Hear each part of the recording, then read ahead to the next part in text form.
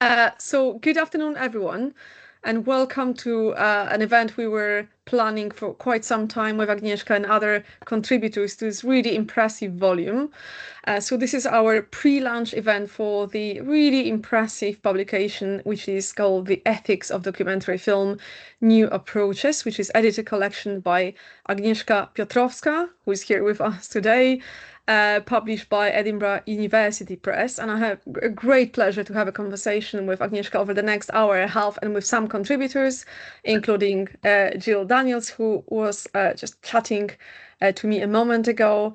So what I'm going to do, I'm just going to quickly introduce Agnieszka first, and we have our structure, which is based on 8 questions. We're going to try to follow for our conversation. Hopefully we have lots of people involved, including our contributors, but also anyone else who is interested in the idea of ethics of documentary film.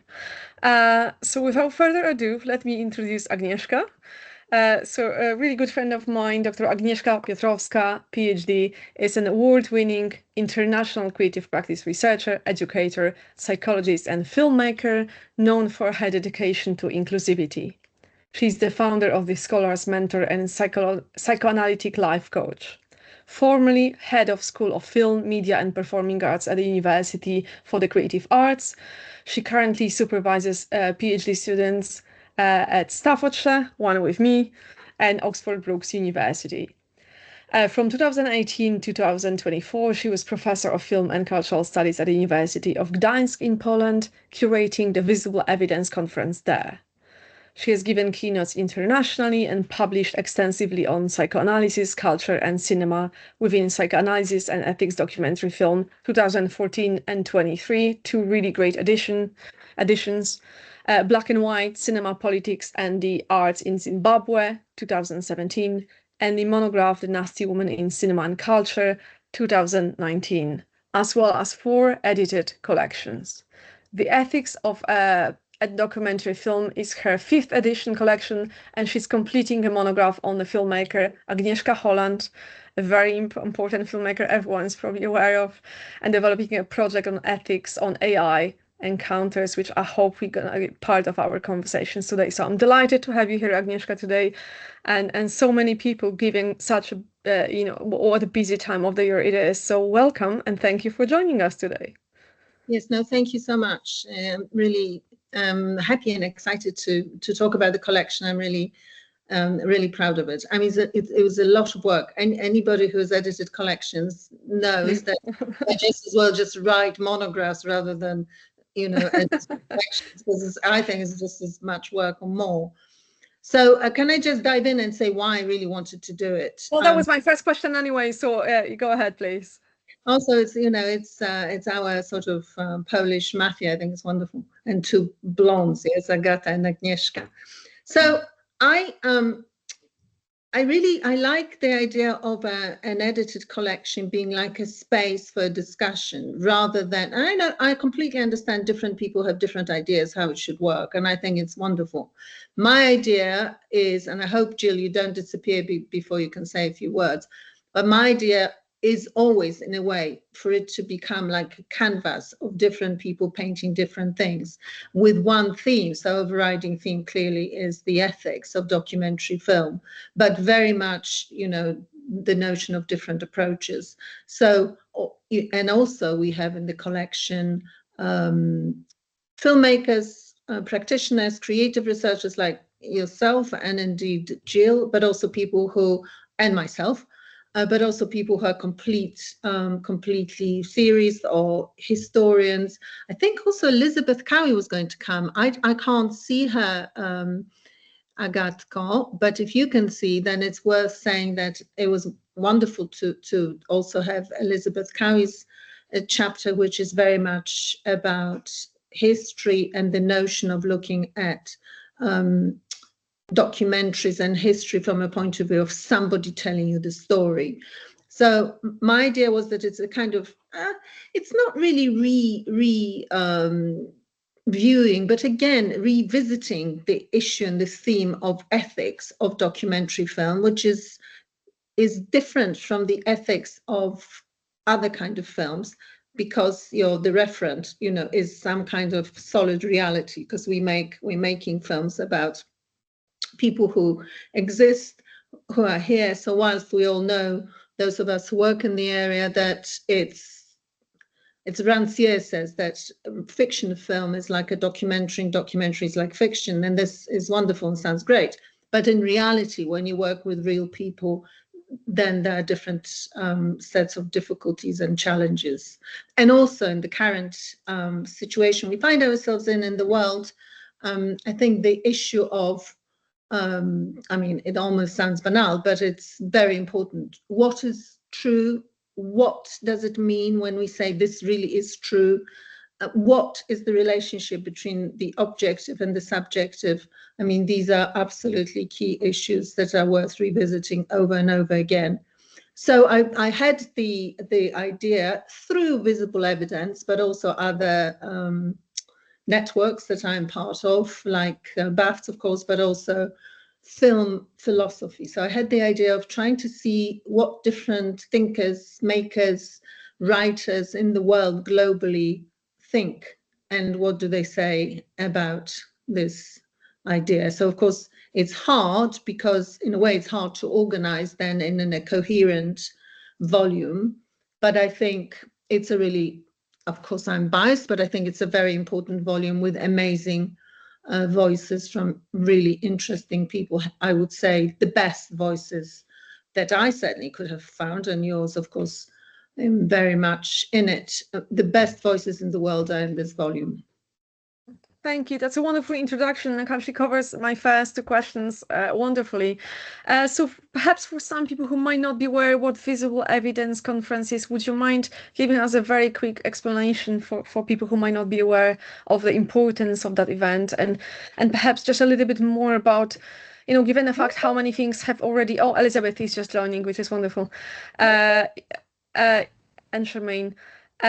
So for because obviously it's not the first publication on ethics in documentary form, but as you rightly said, it's very important for so many different reasons. So if you don't mind giving us a little bit of explanation about the event, and also what was the reason for you to think, well, that actually is the right moment for us to publish something else and slightly different. So just really the reasons behind it, and perhaps we can then turn to Jill, because I know she has to run away, and I really would like to have Jill included in this conversation if possible. Jill, did you say something just now? Or has she disappeared? Okay, very briefly about Visible Evidence. Yeah, Visible Evidence, I mean, it is now it's really more than a network, is a movement. It started more than 30 years ago in early 90s, started by,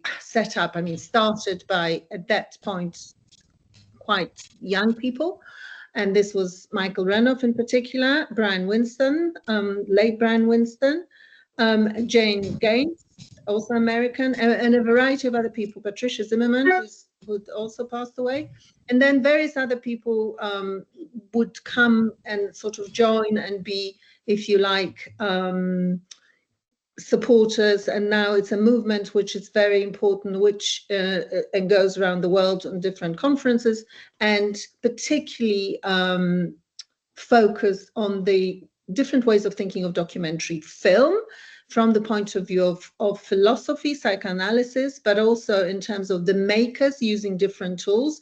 So it really attempted in the first instance to open the conversation and make it a really transdisciplinary conversation about the documentary filmmaking.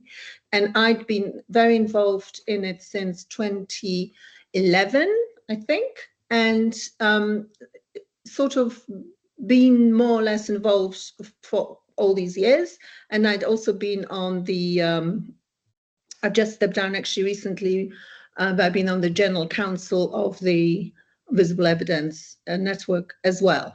So, and now the whole organization has moved into a different stage of its development, and I'm not sure if it's how it's going to pan out, but it's now an sort of charity, an NGO as well.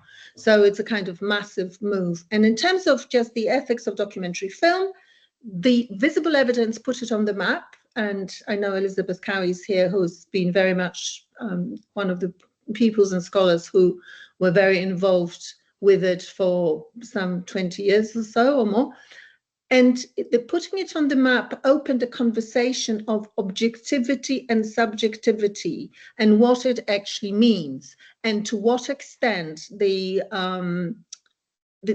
which is ethical, which is more ethical. So objectivity, and is it even possible to make an objective film? And I know I don't need to say to you, Agata, personally, but it never ceases to amaze me that even now in 2025, people still think it's possible to make an objective documentary film. I know you're laughing because it's kind of laughable, because it's not possible.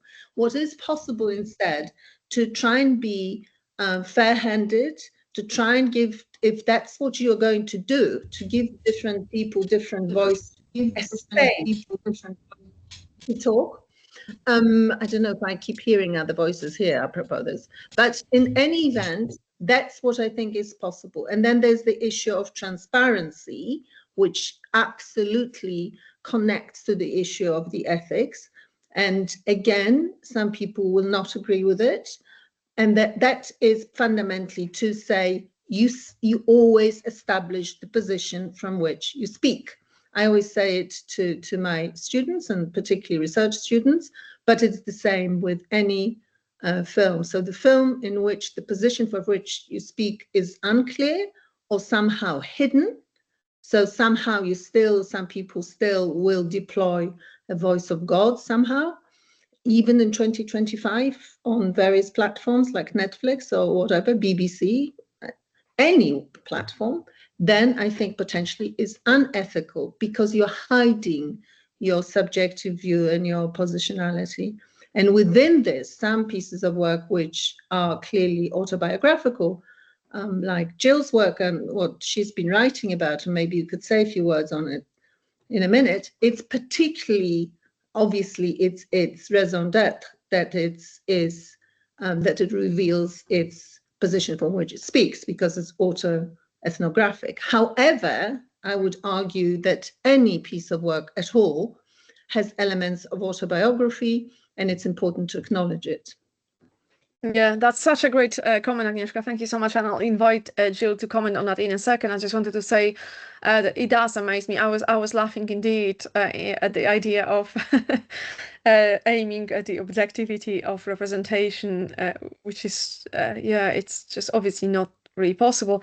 And it's really interesting for me to see how many events I've been attending over the last few days, which are concerned with creative practice research, embrace more and more this idea of autoethnography as the inevitable part of what the journey looks like. So I think this is really a great explanation of why this volume was so important. And despite the fact, which was quite provocative of me to ask, why we publish this, why there's so many things already out there, it's a very, very important subject. So Jill, if that's okay with you, I'd like to invite you to join this conversation, because Agnieszka mentioned your work right now. I wonder if you'd like to comment on that point, or really indeed just talk a little bit about your input to the volume, because I know you have to leave quite soon. So I just really wanted to make sure we make the most of your time here. Yes, I think what Agnieszka's been saying is really useful, because I think in terms of ethics, there's a kind of assumption in some quarters, probably in HE, in the institution, that it kind of can be always pinned down. That there is one way of being ethically responsible to your interviewees or something like that. But when I started writing my chapter, I took two particular theories who I thought were really interesting, and that is one by Citron. What is her first name? Can't remember. Possibly Michelle Citron. Anyway, she wrote in 1999, she's a theorist and filmmaker, in documentary film or video making, every shot is charged with ethical implications and choices. So we're not just talking about ethics in terms of human subjects necessarily. It's not that narrow, or being authentic and truthful. It's about imagery and the voice. So in my discussion, which is autobiographical, I take two films and compare them, including two of my own actually. So there's another film as well, three. To think about the hierarchy of voice and image, which I think is really important in relation to ethical issues, as well as combining collaborators, people who are being interviewed, and human subjects. So I just want to reiterate really what Agnieszka said about the fact that sort of autobiographical filmmaking in particular is intrinsically subjective. What I'm exploring is the past. I'm exploring memory. I'm exploring history through my own experience and others. And obviously in that there's a difficulty about asserting that this is truth. And partly there's this relationship between the dynamic between the mimetic in the present and the imagined of subjects and events in the past.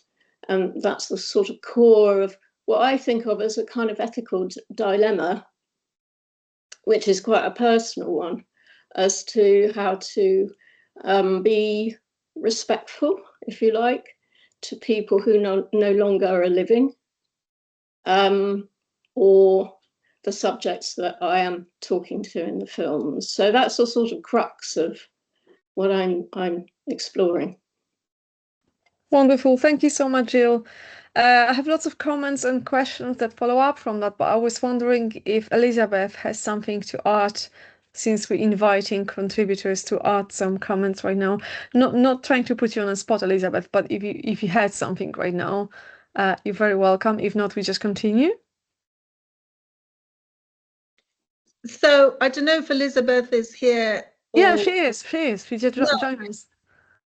Okay. Do you feel like saying anything? I can say that what is most extraordinary in Elizabeth's chapter in the conversation about history, that she also looks at work which it's at least fictionalized and still puts it in the bracket of a documentary, because it's very much based on real documents. So I think that's very important too. And it's a curiously controversial chapter,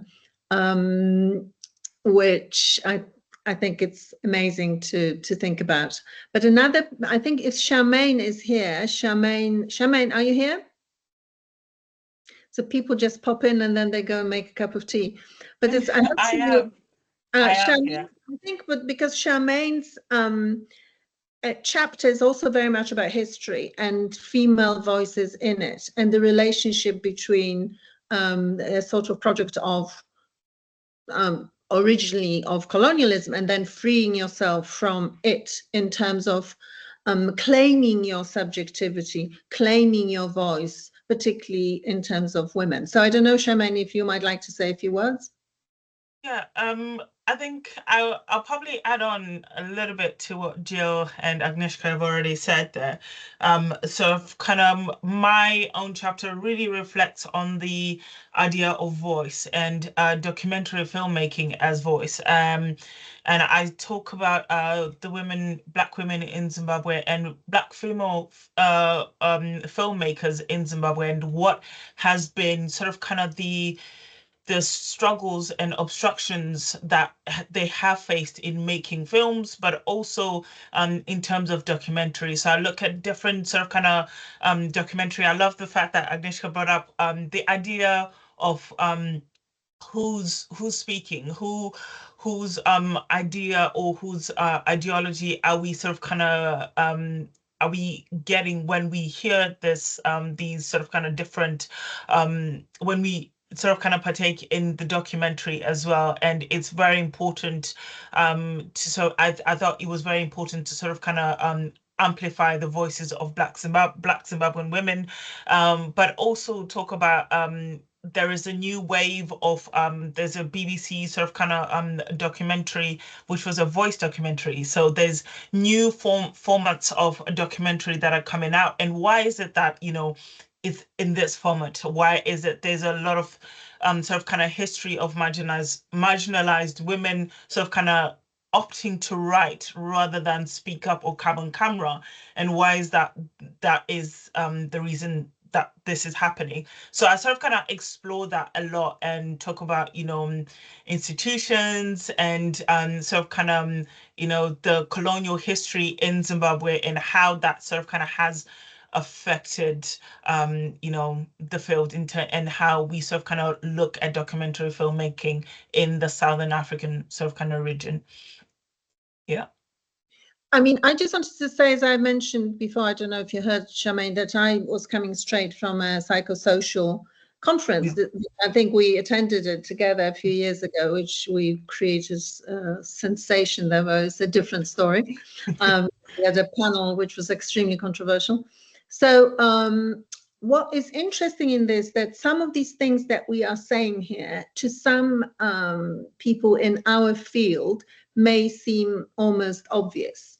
That obviously, whatever you say, whatever text you're going to be producing, whether it's a documentary film or an article or a book, it's subjective in a way because it comes from you. I mean, it's so obvious that it's almost ridiculous to be repeating it, but I'm telling you, you shift slightly to a different site. So just now I've been on the transdisciplinary conference, and people who are not sitting in the documentary site, you know, are still wondering about it, because there is a hankering, there is a desire for objectivity. There is, in fact, in the introduction to the book, because we're living in the moment of fake news and fake this and fake that, there is a desire to say, okay, no, that really is true. And there is a fact, and facts are becoming more important. So even in my own chapter about Agnes Varda and her relationship with her husband, and that relationship she chooses not to talk about, despite making films, autobiographical films about her life, but she chooses to bracket it because he sort of asked not to reveal certain things about their relationship. And even with this, my own chapter, I still go on I mention some dates because we like to hold on to something. So this is the date when they got married. This is the date when he died. This is the date. And actually, I didn't used to do this at all, because I thought the writing should be more fluid. And now I think, no. This is my voice. This is my view. And this is what we actually know. So this is the interpretation. And these are the kind of facts. And I think it comes from that moment in time that we find ourselves in, that everything seems to be vague and unclear. And so with documentary, this position from which you speak is important to establish, because like Charmaine, you're speaking from a position, you clearly, if you'll forgive me, but you are, of course, very privileged. You have the legacy of being a Black woman, but you are very privileged in a way compared to many people in Southern Africa. I have engaged profoundly with Zimbabwe and have written a book which is still one of the few books written about this part of the world. But I am, of course, a white European, and speaking from a position of white privilege. And all these things are important to say, incredibly important to say. That is not, you know, I've sort of stopped writing about Zimbabwe all the time, but I probably will come back to it, because it is a bit tedious to always say, and you have to, I am speaking from the position of this or that. And to us, you know, and it might be almost as given, but it is not to a lot of people out there, which is why it is important to keep saying it. Yeah, thank you, Agnieszka, and thank you everyone who mentioned that. There's a couple of questions I have to follow up on that in terms of, you know, the future of ethics and documentary film. Apologies about my dog barking. But I wanted to go back for a second to the structure of the book, because I thought it was really interesting in terms of what you actually focus on. I think Jill has a comment. Jill, please go first. Yes, and I'll ask if I could just pop in on that about the truth and the fact I was at a conference in Spain, which was about cinema and space. And I think there were only two filmmakers, like me and someone else who I didn't even meet, but was told about at that conference. And somebody was talking about the work that they were doing in Chile. She's a Chilean woman, and about the past and how that was, you know, in terms of its tragic past, and how that was being represented, and talk very much along the lines that we've been talking about. But that didn't go down well. There were people at this conference who said, well, how can we tell? How can we actually tell what is truthful if you're saying this is, like, you know, not verifiable, or it's subjective, or what have you? And then the Chilean woman was saying, well, in Latin America, we can do that because it's kind of something that we've been discussing, which I thought, so I thought that there was a kind of, you know, we can't assume that because we're discussing and we are producing research and work and so on, that that's going to go down well in other milieu. You know, it was quite interesting for me to see the Spanish kind of position. Took me out of my comfort zone, let's put it that way. Exactly. And also the whole process of filmmaking, as a relationship between the maker and the camera. And I know, Agata, that you've done a lot of work yourself with the camera filming, as have I. And then people you're working with. It is, you know, great and wonderful and amazing. Historically, as Charmaine will tell you, a camera was a tool of the colonizer. The camera was because they used it, and I think it's Tsitsi or one of the other writers who says the camera was literally a tool of the colonizer alongside a gun and alongside the Bible. And I sort of paraphrase. And so the process of, particularly in certain parts of the world, of reclaiming that relationship and saying, okay, but now, you know, as myself as a woman, I'm taking this camera and doing my own thing. It's incredibly important. And what you mentioned in passing, Charmaine, because of, even though you can make a little film with iPhones or whatever, there is still an element of class in some parts of the world. This whole thing, who makes these films and who sees them, and who has because even if you don't have to pay for technology, you still have to have time to make this work, right? There's still an element, how do you survive then?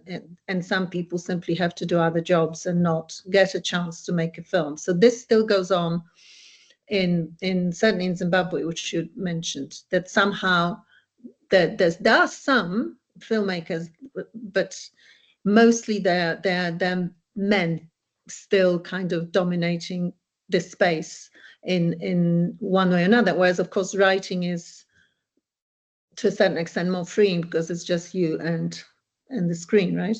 Which is also technology, of course, even if you're writing by hand. But yeah. Thank you, Agnieszka. I think Elizabeth has a comment, and I'll have another comment after that. So go, Elizabeth. Oh, Elizabeth? Your hand is up, and I think you started talking already. Do you want to unmute yourself?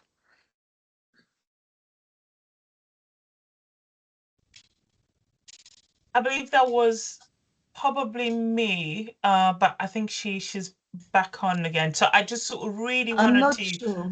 Yeah, go ahead.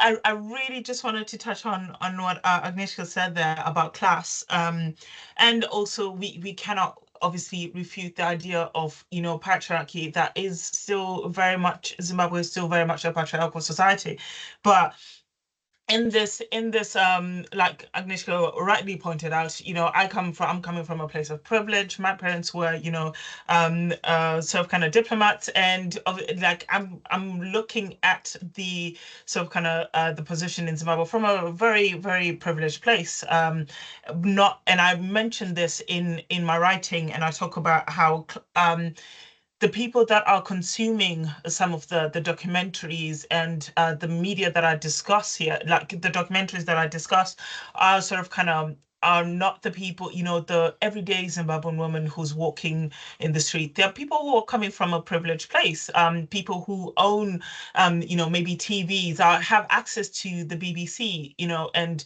so kind of class plays a very, very important factor to some of the things that we are discussing here and seeing. And I really just wanted to sort of kind of zone into that, because that is really, really important.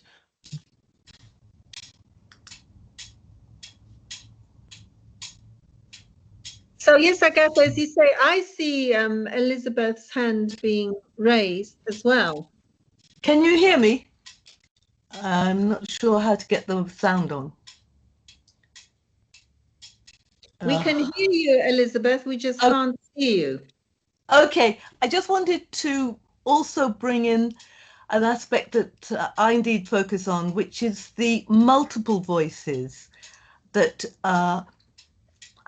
arise when we're when making a documentary, and obviously also how we listen to and follow with the images and sound, and the perspectives of those multiple voices, so that the documentary engages us as spectators, as voyeurs, and thinking about the kind of active work or not that the documentary demands from us in managing a multiplicity of voices, perspectives, at a time when conflicts in particular are opposing voices. And I think as within the documentary itself, a perspective is being produced. But within that perspective, there are also multiple other perspectives that are engaging us as we follow through, ideally, something which hasn't been simply determined by a narrative, a plot that takes us forward to a particular knowledge it wants to give us. However documentarily true that image is, that is, its veracity, it's also how it's organized with all the other voices and where it pulls us to. So I think in terms of the ethics as well, we have to consider what can the viewer do with what the documentary is bringing to us. Thank you. Thank you, Elizabeth. That's a great comment. It's a really great comment. And I wanted to say, I don't know if you want to move on, but it sort of connects to one of your questions, which is the question about the organization of the book and the people who have contributed to it, right? So I have, my idea is, and it sort of always is with these edited collections, to give people, so the way I work is I don't, as you know, those of you who have contributed, I don't do any call for papers, not interested. I literally, it's meant to be a compliment. It will sound dictatorial, but I like to handpick my contributors because I know them. I know their work. I know what it is in general terms, what they are thinking and how they are writing. And I hope, which happened this time, that in our collaboration, they will write something new, but I know, I expect roughly what it is that they are going to be saying. So I invite people. It's always by invitation. I never do call for papers. You could say, well, pity, because maybe some other people would have come in. But, you know, I feel I have 19 amazing contributors. So I'm kind of pleased with, but it takes a long time because you have to think, okay, this is the rough shape. This is whom I'd like to be in. I want it to be inclusive, meaning different people of different ages, different stages of their careers, different experience, different cultures, different PhD students alongside professors and so on. So it's not completely straightforward. And then, but then I always allow for a massive amount of kind of within the structure to see what happens. you know, a certain amount of, let's see. So when you say to me, Agata, what about all these sections? What are, you know, honestly, when I put forward the proposal to the publisher, the Edinburgh University Press, and with more or less the people who are in the book, and I didn't divide it into sections. I just presented it like this, flowing, and this was the kind of division. The organization was part of the peer review process. And I will say honestly that I mean, we know all about this. So in the first instance, in terms of the book proposal, one of the reviewers was kind of ecstatically enthusiastic, which was, and I don't know who it was, of course, anonymous. And one was really negative to the point, saying, oh, you know, the person says, I don't like the fact that it's sort of so broad and it needs to be better organized and this and that. So I said to the publisher, I can easily respond to it, but how about we ask somebody else, you choose some other person as well. So we have another view, because I feel strongly this is what I would like it to be, you know, otherwise I'm not sure that I'm interested in doing the project. So so then the third reviewer was deeply enthusiastic, but I'm mentioning it not at all against myself, because I'm very proud of it, of the book, of the volume, but I'm saying it's again as given that not everybody has the ideas that we have here at all. And some people feel quite the opposite. It needs to be, work like this needs to be more structured and rigid and organized, and rather than a little bit free flowing. So within the chapters, within the essays, as you all know who've worked with me, I've put a lot of work into making sure there's the best voice that you guys can produce, and you have, and it's amazing. But as a volume, it has to be, you know, as Walt Whitman says, which is my favorite quote, you know, it has to be full of multiplicity. You say, I'm broad and I contradict myself, I paraphrase, he says, but I'm broad, I contain extremes. This is what humanity is, right? So there wasn't a sort of grand design. The grand design was to get the best people I could get, to write the best they can write, and then let's see what they actually come up with.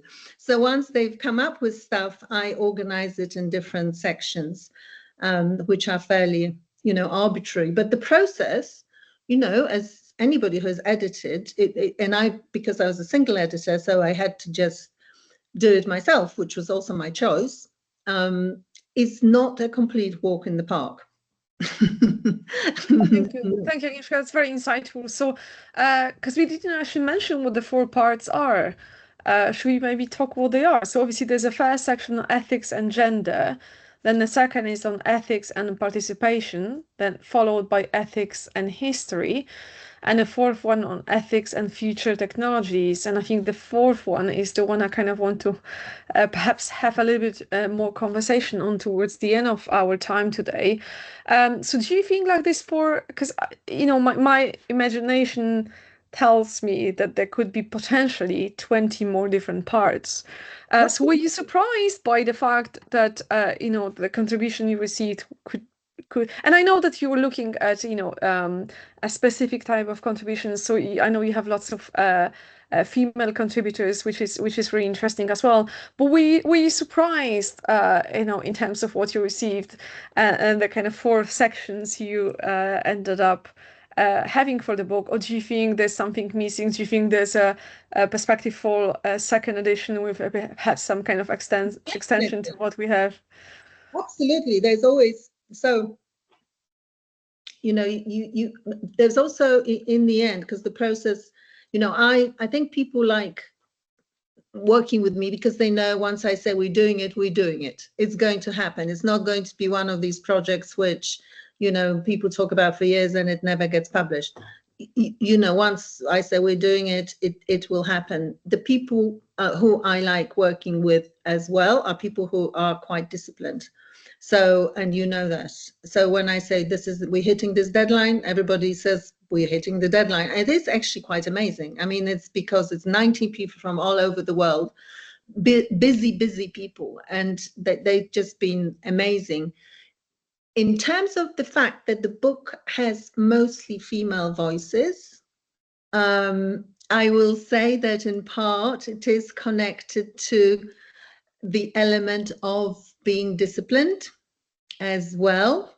So there were more men originally who were going to be writing for the collection, and they just did not hit the deadline. So I also have, usually in the way I work, is I have more people than the people who you know who are in the volume for that reason. And some people are wonderful, have wonderful ideas, marvelous ideas, but they simply, and even write well, but they simply couldn't get their act together to do it quickly, which it's not that it was that quick, because it took years, but still it felt, you know, every time I would say another deadline, this is the thing, and everybody saying, oh my God, you know, but they know, and I knew myself, that we will get there, and we have, you know, and I think it's kind of amazing. The issue of for women, so the people, writers who really wanted their voices heard were mostly women, and they're mostly about this very issue, you know, and also writing about their own work as filmmakers, but also obviously other people, is the issue of how important it is to acknowledge your point of view, your subjectivity, and then, you know, as you read out these sections, it's always also about participation. Can we make it more ethical by really involving other people, and what in decision-making processes, and what could it look like? And, you know, really at this conference, I'm sorry that I keep mentioning it, but I literally stepped out of it. And it almost makes me smile, you know, because some of the research students from a different site would say the things like, oh, you know, I'm really working, and this is a psychoanalytical conference, I'm working in their best interest. And I'm thinking, yeah, okay. You know, it's not that we're working in their best interest. Mostly we always are. But who make decisions in the end, and what are they? Editorial decisions, as you know, in post-production, who films what and how, who, you know, who's, so this is the issue of voices. And I think the reason why there are many women in the volume, although certainly not exclusive, they're very important male voices in the volume as well, is that the issue of the sort of subjugated voice is of great interest to female researchers and writers. Yeah, that's such an important comment, Agnieszka. So I'm going to jump to another question I have prepared for us today, because it does link to this idea of positionality and power relations, which is inevitably forever is going to be part of discussions of ethics, because it's so very closely related to it. And it's a provocative question, but I mean it in the best possible way, obviously, as you will know. So because this volume is so international, and because many of us worked in environments which cross different cultural and national cultural context, if you like, what happens when at some occasions our understanding, so let's say my understanding as a filmmaker and my subject or my collaborators' understanding of ethics varies, and let's say we don't necessarily have the same understanding or agreement of that. So what do you think is the solution to situations like that? I think, first of all, it's incredibly important to acknowledge it. So thank you very much, Agata, for doing it and saying it again. I think it's so important to keep re-saying it. So, and to say this is the question, and pose the question, and hope that as many people as possible get involved in this, in a discussion and a conversation.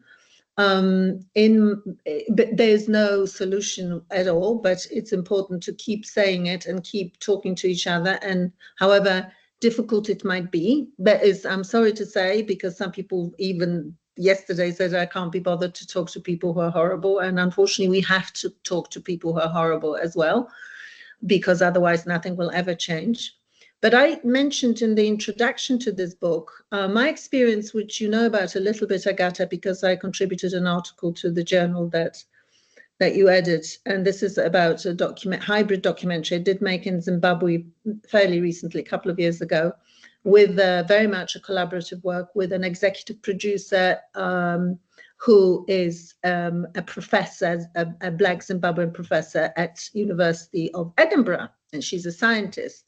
And we worked, you know, amazingly well, and we worked together on this project, and it's about village and community and what people are prepared to do and not prepared to do. And it was just such a great project to work on, and we worked with animators and all kinds of people and mixed hybrid sort of documentary. And then we had one little tension, one little conflict, because there was a conversation about teenage pregnancies, which obviously happen in any country, and a conversation about the education can help this so that women don't get pregnant when they don't want to. And I had a very basic animation in the film, like the most basic thing you can imagine, like a child would draw two people together sort of in an intimate embrace or something, not necessarily, but, and she says, we definitely have to cut it out. And of course, as a filmmaker, I think, well, I like it. It's a nice animation. I think it brings something to the party. And she is an artist herself as well as a scientist, and we have her beautiful paintings in the film and everything. She says, look, it's a simple thing. You're either going to cut out this completely, or else I will never show it in Zimbabwean schools and here, then everywhere, because it's against our cultural norms and people will be offended, and you should know it because you've worked in Zimbabwe and this is not happening. That's it. Take it or leave it. And she was really quite brutal. And I thought, and I thought, oh dear, now what? Because I think it contributes, and I just had to give in. And I did, because I wanted the piece of work to be seen in Zimbabwean schools. But this is a little simple example of how, you know, cultural norms are just different, and we have to learn about this. And sometimes we can say, no, I'm pushing through, or other times you have to say, okay, I then pull away and we do something else, right? Yeah, that's such a great answer, Agnieszka. Thank you so much. So I guess the last two kind of really big topics I'd like to discuss with you today, and I understand that we can talk about it for hours, really, and I will invite people to join us in this conversation about, number one, future of documentary filmmaking in the first place, but really that is in relation to the emergence of new technologies. And I know that your new area of interest for research is AI, and obviously that links to many questions about, you know, what truth, objectivity, and all the things which relate to documentary and ethics are. So rather than just asking this question separately, perhaps I'm just going to ask you to maybe reflect on both of them. You know, how do you see the future of documentary filmmaking in the emergence of new technologies, and what do you think the impact of these new technologies will be in relation to ethics and questions of objectivity, truth, and all the things that we always talk about in relation to documentary? And I appreciate this is a very difficult question, so we probably don't have any kind of definitive answers, but I think it might be an interesting one.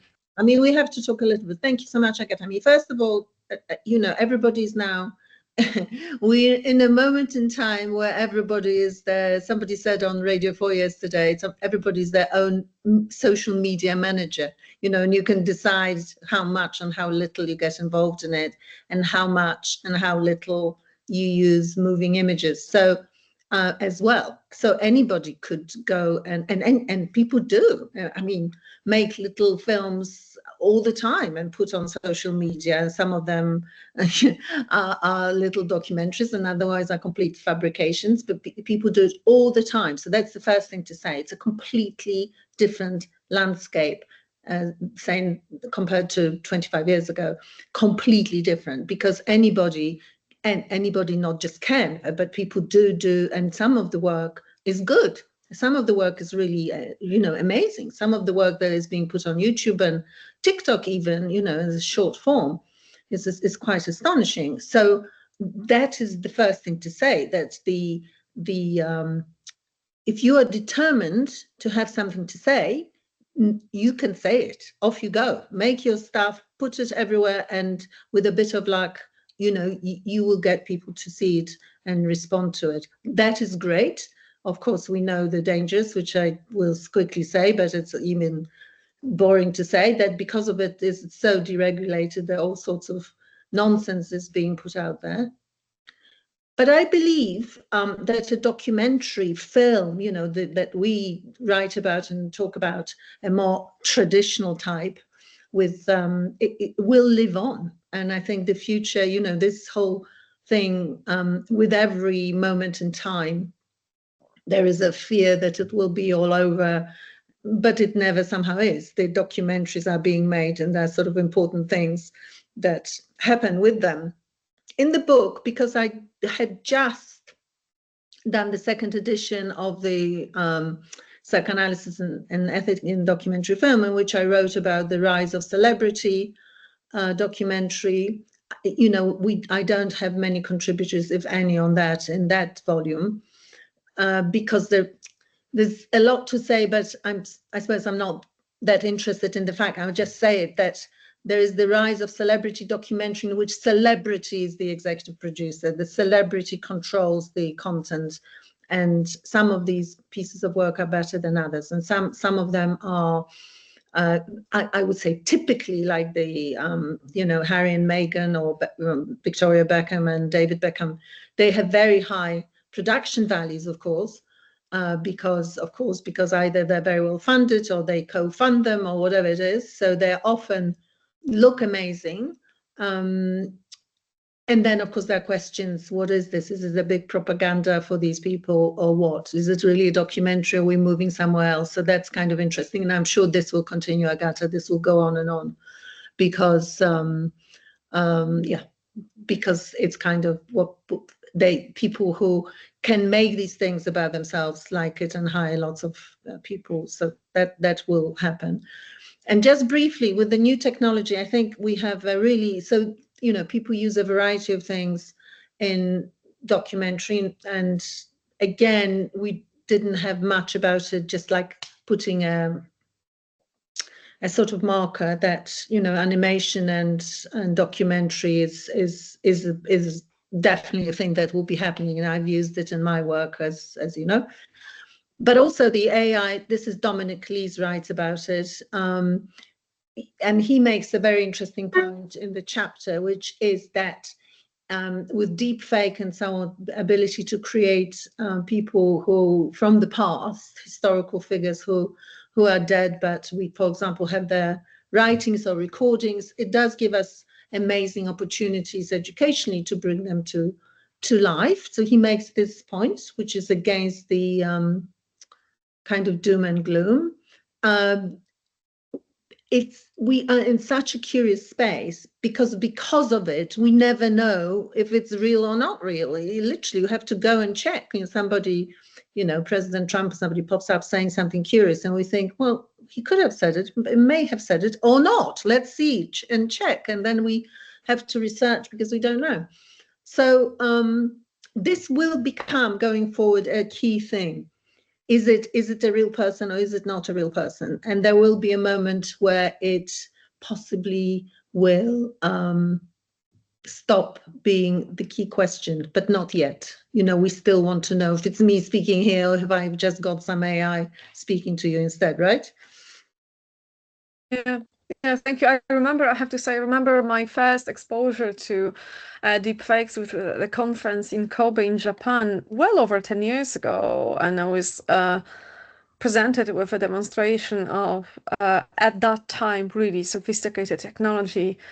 Blew my mind completely. And obviously, well over 10 years later, the kind of, you know, potential and how it developed, I have no doubt that it will confuse our, as you rightly said, perception at some point in terms of what is real. And I find it quite amusing to some degree that we started our conversation about documentary with this, you know, jokes about the idea of aiming to be objective, and we wrap it up with the same idea from very, very different perspective, this time technological one. So I think it's an incredibly fascinating journey, and I think that's why your publication here is so important, and there's so many insightful voices there. So I think it's really fascinating. So what I'm hoping we can do, we have quite a few people in the room at the moment, so perhaps we can open for questions. I think we still have Jill and Elizabeth in the room. So Well, if you'd that like is to contribute, that Charmaine. would be wonderful. Charmaine is still here, so Charmaine is there as well. Yes, that would be wonderful. So perhaps we can maybe open the invitation for the contributors to first say if they to see if they want to contribute something and just maybe comment on their experience and importance of the volume, and then we'll open for anyone else in the public. And if not, I have so many more questions we can always talk about. But let's just see if we can hear from the contributors first.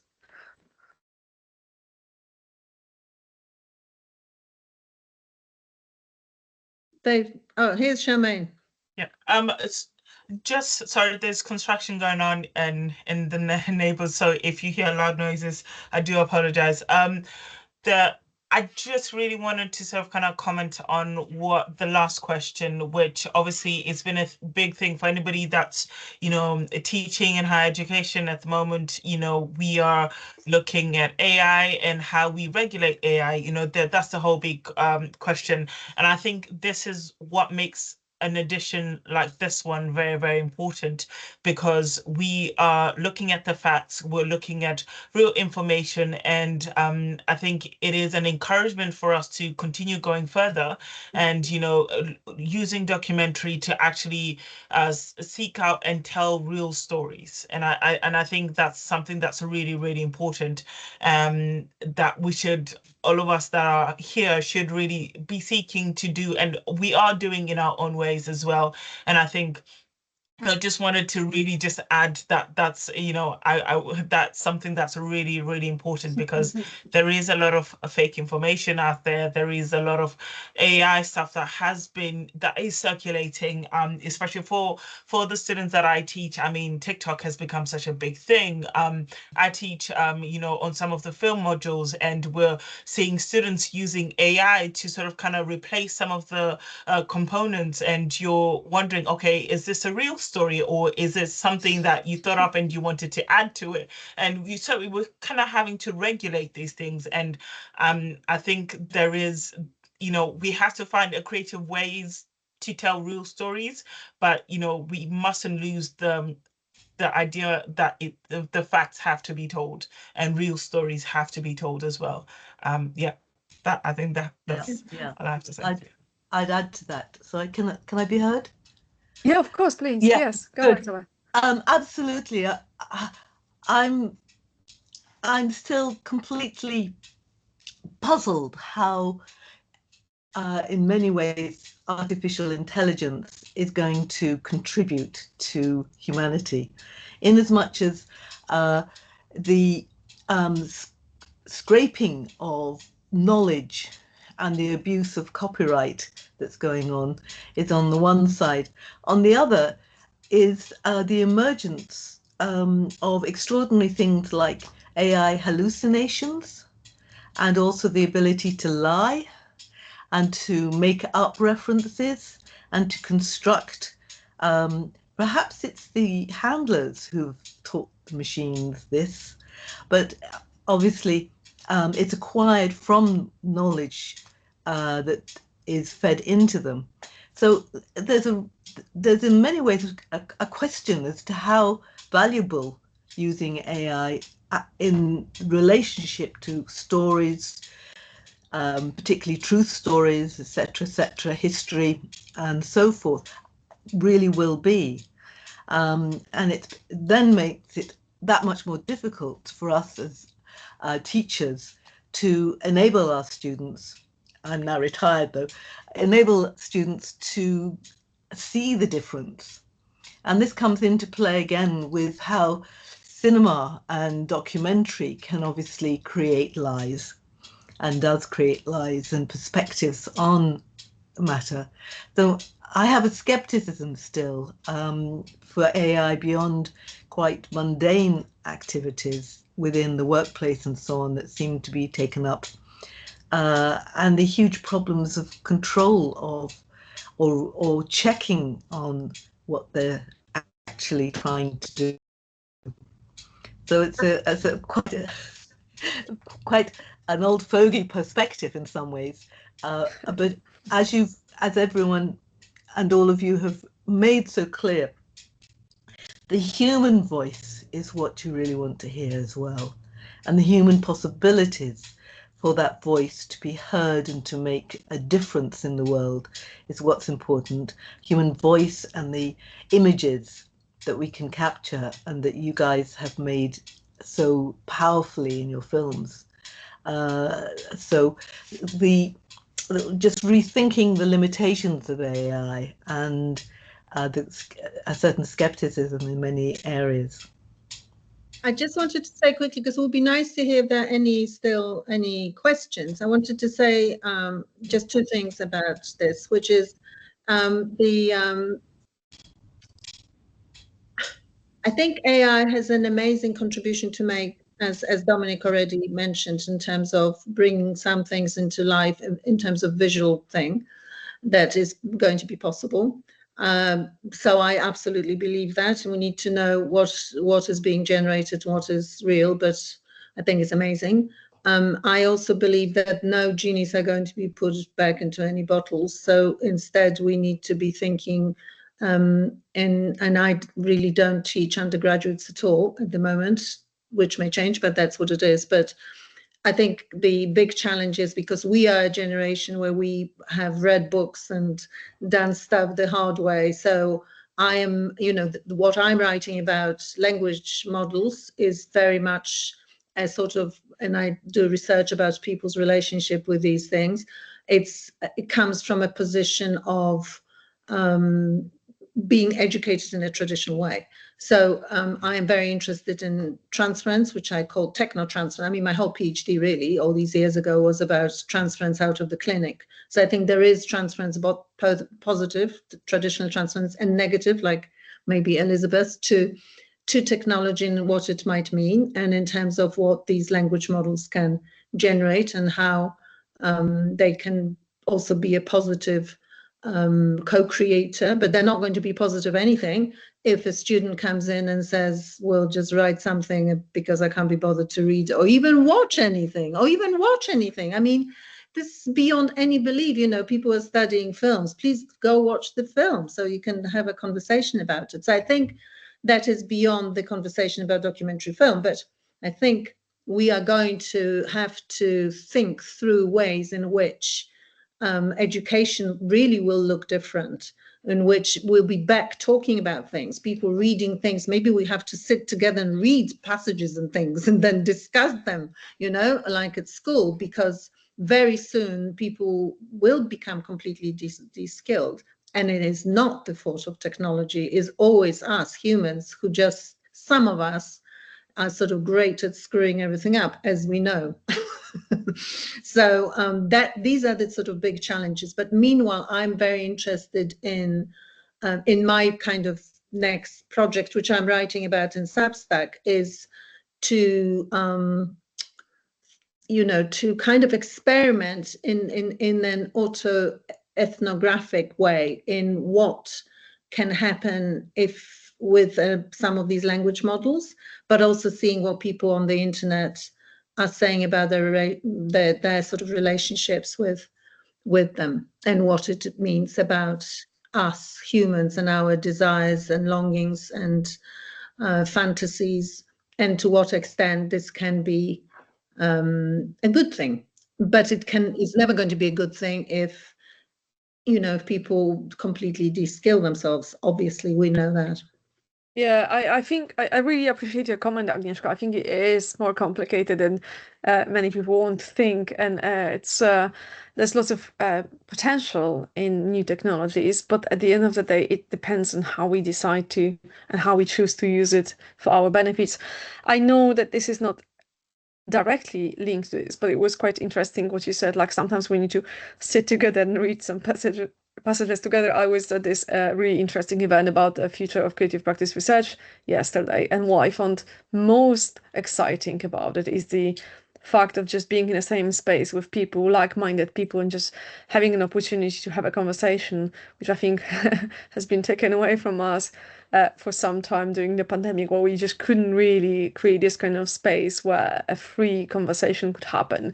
which is not following some sort of agenda. So that was quite interesting. I think it's a nice comment about our relation to technology and how we manage things. Like, we really need to define what is that we want and what is that we want to achieve from certain things. So I think it's a really, really rich and interesting conversation, which is probably for yet another event of this kind, because I think there's too many aspects to consider. So sorry, I don't know if you want to respond to this. No, I just want to say that in terms of creative practice research, because writing is also, of course, creative practice research. So I'm completely experimental with my own different kind of writing, and also seeing what comes out of a dialogue with a machine, and some of it is astonishing. And I understand that well, there are many things to say, and I'm sending you all to my various Substacks, which I publicize, but I also have now, I'm writing a book for Routledge about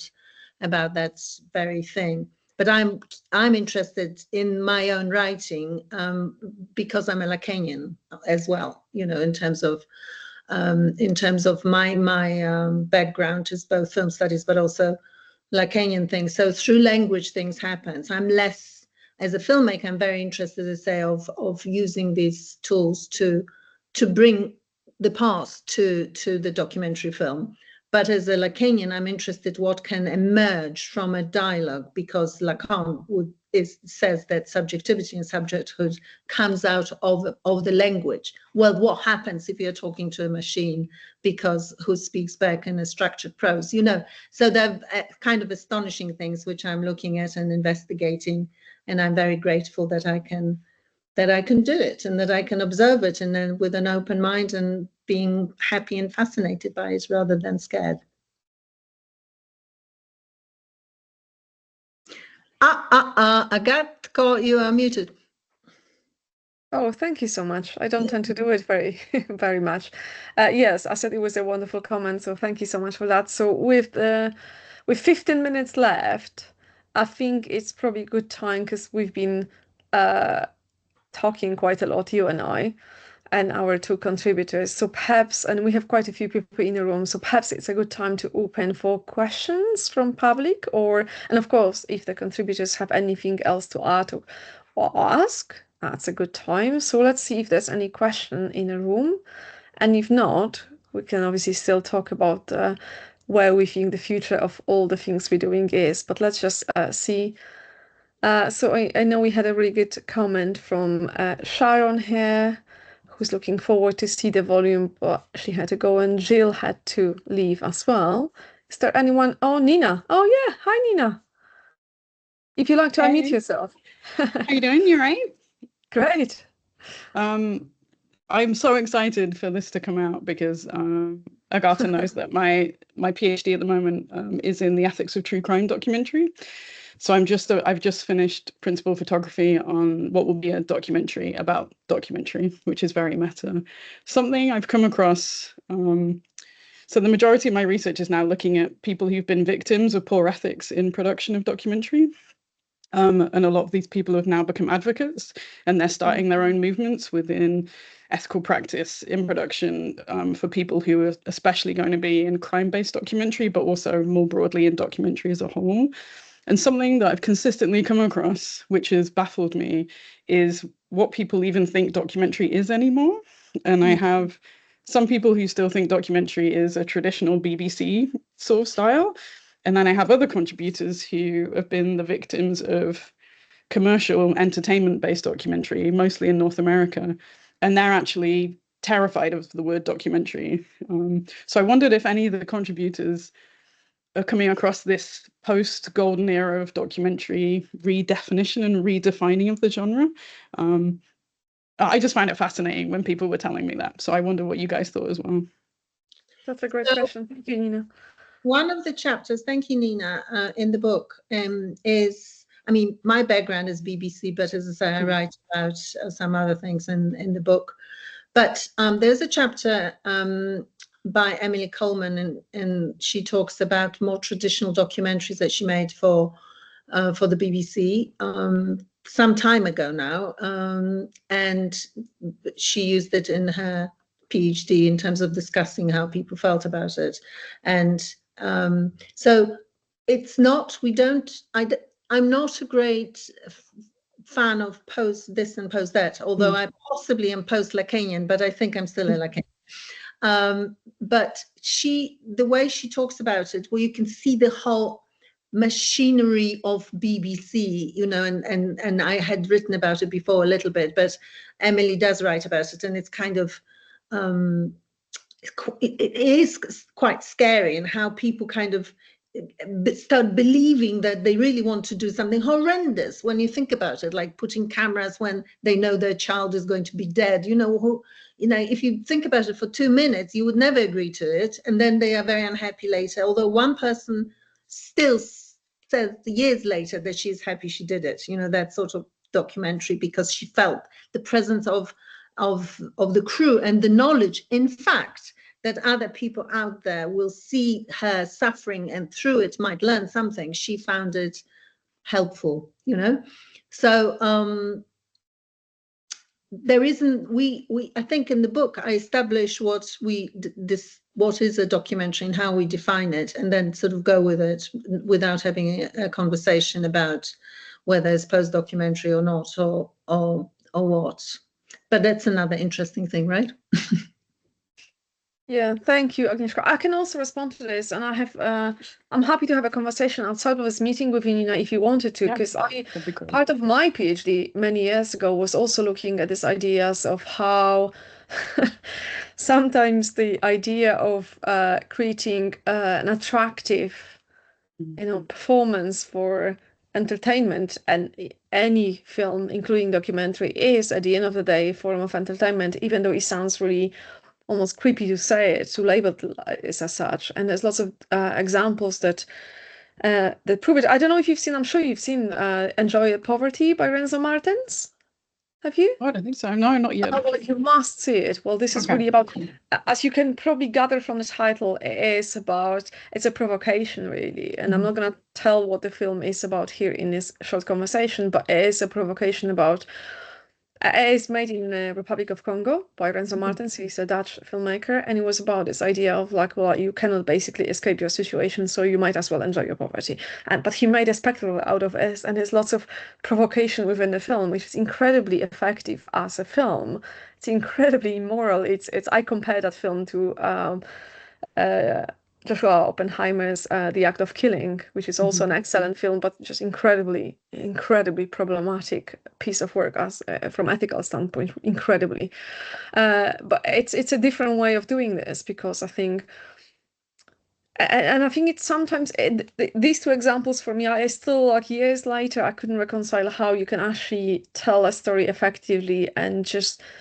Because in the case of Renzo Martins, when he tells the story of the fact that some people are so deeply rooted in their situations and they literally cannot escape it no matter what they do, and yet make a spectacle out of it for the entertainment elsewhere, which is what his provocation with local people. I can very briefly tell you about it. So he kind of approaches local photographers and make them realize that Western photographers or filmmakers make big money just photographing what is attractive in Congo, which was malnourished children, raped women, and dead bodies, which is what sells in Western media agencies. So he provokes them, saying, well, why don't you just give up your wedding photography where you make $1 a day and just do what Western journalists and filmmakers do? And as you can imagine, it goes all very well, and they just feel really horrible at the end of the day. But he proves the point. Like, he really proves the point. Like, he says, like, and it gives me shivers as I say it every single time, and so many years after I've watched it. But it really is about that. It's about, like, he made a very, very successful film. He's a very accomplished filmmaker. He made his point, but he really made a fool of these people. It's not very ethical. No. And this kind of things still happen today. And it's just so difficult to talk about it. And like, you almost think, like, what's the purpose of all of documentary filmmaking? That's why I kind of like to keep coming back to this question. And it was a really nice start of our conversation today. Like, what is documentary filmmaking? What is the future of documentary filmmaking? What is this idea of telling the truth? Like, is it even possible to any degree of any kind? but I really think this conversation will continue 100 years from now, just because it's so difficult to separate those things, and there's so many different strategies in terms of what is the purpose. Even if you look at the news, I stopped watching news many years ago, but if I do occasionally, everything is breaking news, everything is a spectacle, everything is meant to capture our attention and just make us think that the world is changing in front of our eyes, but it really is exaggerated to become a spectacle. So I think Agnieszka has something to add to this. Yeah, well, I just want to say quickly, because our time is pressing on. So I just want to say two things, so the volume is in a way quite, it's a sort of, with all the things that I hope are new and inclusive, it also is a classic volume in which people write chapters, and they are, and and they have bibliography, and we even have an index, which in the end was such a struggle as well. But anyway, it's there, and it's, I think, great. It's good enough anyway. But I think what's important to consider, the hybrid works. So, as I say, I'm writing about Agnieszka Holland, as the Polish, possibly Polish-American filmmaker, who should be a lot better known, Agata, than she is. Everybody knows about Polanski and Wajda and even Krzysztof Kieślowski, and people do not know about Agnieszka Holland, because probably she's a woman and she, God knows, it's really bizarre. But her film, because she's amazing, she was nominated for an Oscar 3 times. She's a really, really accomplished filmmaker and should be a lot better known than she is. And she's in her late 70s now, brave, bold. And her film, Green Border, now, it is a fiction film, yes. It's absolutely rooted in some documentary, not just documentary techniques, real people are in the film. So in the book, I also compare it to Nomadland with the techniques. And of course, it's fiction film, but there are all kinds of, and there are people activists who play themselves in the film. The main character is based on a real person who is a friend of Agnieszka Holland's. And so the lines, of course, are blurred all the time. And so you have to, I could have almost had a chapter about Agnieszka Holland's work in this book, but as I say, I stuck to something more classically documentary. But that is something to really think about as well. And certainly with that film, The Green Border, which is a wonderful piece of work, it really is one of the most wonderful pieces of work ever. And the combination of kind of recreating some of the archive footage that she does, and the documentary techniques, and the passion that she has for believing that you can change as a human being through your activism, it's just completely wonderful. And it's sort of hybrid documentary, but in a different thing. And then before we finish, I want to invite you, and you let me, Agata, to invite everybody here, if you'd like to come, and invite your students to another event which I'm hosting, which is on Thursday. I'm now going to put it in the chat, the Zoom link.